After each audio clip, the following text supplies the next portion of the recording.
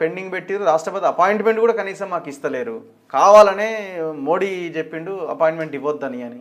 దీంట్లో మనం కొంచెం గతంది కూడా చూస్తే స్వతంత్రం వచ్చిన తర్వాత కులగణనే చేయలేదు, కానీ ప్రతిసారి ఎలక్షన్ల ముందు కాంగ్రెస్ వాళ్ళు వీళ్ళు మేము చేస్తామని చేసిన దాన్ని కూడా పక్కకు పడేసారు కదా. ఈవెన్ మండల్ కమిషన్ ఇంప్లిమెంటేషన్ అప్పుడు కూడా కాంగ్రెస్ వాళ్ళ నిజ స్వరూపం రాజీవ్ గాంధీ ఉపన్యాసాలు కనుక పార్లమెంట్లో మాట్లాడే కనుక తీస్తే క్లియర్ కట్గా తెలిసిపోతుంది. అయితే ఎలక్షన్స్కు ముందు ప్రతిసారి వీళ్ళు ఈ బురుడి మాటలు గ్యారెడి మాటలు ఇవన్నీ నడిపించారు ఇవన్నీ. సో అవన్నీ కనుక చూస్తే ఇప్పుడు ఎంత ఈజీగా వీళ్ళు చెప్తున్నట్టు నమ్మే పరిస్థితి లేదు.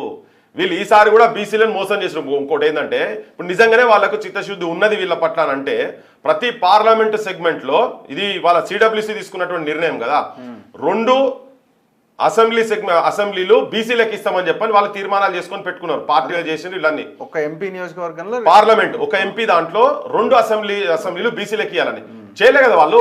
వాళ్ళు పెట్టిన కాడికి ఇప్పటిదాకా చేయలే. మొన్న అట్లా అంటే తెలంగాణలో వచ్చేది ఉంటే అది 30 దాటుతుండే కదా, 36 దాకా సీట్లు వస్తున్నాయి ఇక్కడ ఉదయపూర్ డిక్లరేషన్. సో దాన్ని వాళ్ళు ఇంప్లిమెంట్ చేసేది ఉంటే వాళ్ళని నమ్మేటట్టు ఉంటుంది.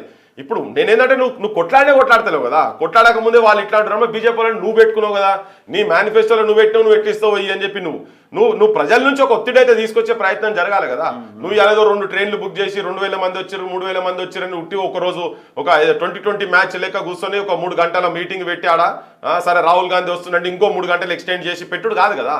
ఒక ఇంత పెద్ద అంశానికి సంబంధించినటువంటిది దాని మీద కంప్లీట్ గా నువ్వు పోయి కనుక నువ్వు కూర్చొని ఒత్తిడి కనుక తీసుకొచ్చేది ఉంటే బీజేపీ బండారం కూడా బయటపడుతుంది కదా. మేము అనలే, మేము చేయలే, మేము ముఖ్యమంత్రిని చేస్తా అన్నాం, వాళ్ళు గెలిపేలే, మేము ముఖ్యమంత్రిని చేయలే అనేది చేతులు దులుపుకున్నందుకు వాళ్ళు ఉన్నారు. అన్ని రాజకీయ పార్టీల వైఖరి బీసీల పట్ల మాత్రము ఎక్స్పోజ్ అవుతున్నది, చాలా క్లియర్ కట్ గా ఎక్స్పోజ్ అవుతున్నది ఇక్కడ ఈ విషయంలో. అందుకే రేవంత్ రెడ్డి అంటే క్లియర్ కట్ గా ఆయన గనుక వీళ్ళ కాంగ్రెస్ పార్టీకి రేవంత్ రెడ్డికి నిజంగా కూడా బీసీలకు గనక చెయ్యాలి అని అనేది అనుకునేది ఉంటే ఎప్పటి నుంచో కొట్లాడుతుండే. ఇప్పటికి కూడా అవసరం లేదు కదా, నువ్వు వీడికి వచ్చి కూర్చోవాల్సిన అవసరం లేదు. ఆడ కూర్చుంటే దేశం మొత్తం చర్చ జరుగుతుంది కదా. ఒక రాష్ట్ర ముఖ్యమంత్రి వచ్చి అక్కడ కూర్చున్నాడు, ఒక ఆపోజిషన్ పార్టీ లీడర్ వచ్చి కూర్చున్నది, మొత్తం ఎంటైర్ ఆపోజిషన్ మొత్తం నీ కార్గే గిరిగే అందరు ఎవరెవరు ఉన్నారో అక్కడ మొత్తం ఆడ కూర్చొని రోజుకో 4 పార్టీలను పిలిచి నీ అలయన్స్ పార్టీలు ఉన్నాయి కదా వాళ్ళతో ఇచ్చి నువ్వు ఉపన్యాసాలు ఇప్పిస్తే దేశం మొత్తం చర్చ జరుగుతుంది కదా. బీజేపీ నువ్వు తరవు ఎక్స్పోజ్ చేయొచ్చు కదా. బీజేపీ బీసీల పట్ల సఖ్యతగా లేదు, బీసీలు అంటే వ్యతిరేకంగా ఉన్నదని నువ్వు ఎక్స్పోజ్ చేయగలుగుతున్నావు కదా. ఎందుకు చేస్తలేవు అంటే మీరు ములాఖాత్ అయ్యి ఉన్నారు. రేవంత్ రెడ్డి